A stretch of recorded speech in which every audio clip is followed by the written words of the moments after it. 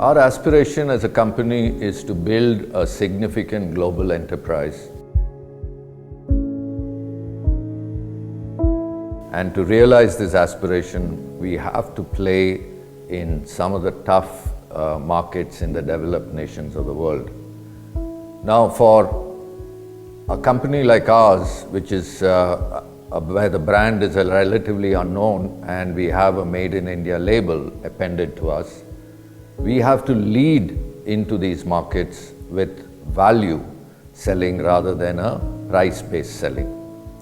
Now, value in this context is about providing benefits to the customers from a life cycle cost perspective, as well as providing a product which has got just outstanding levels of quality.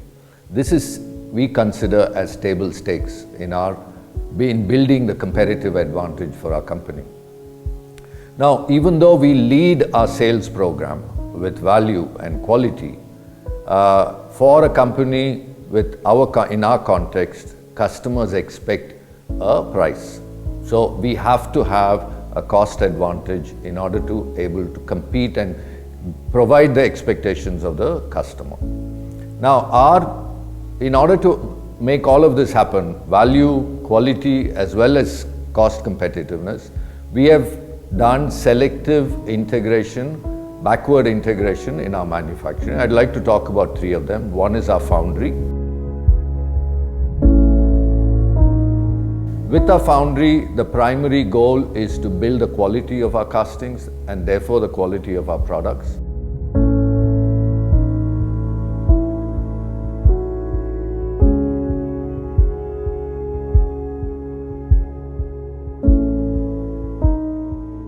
The value proposition for the company is about getting the very high quality castings at an extremely competitive cost and in terms of low volume and high variety kind of a procurement.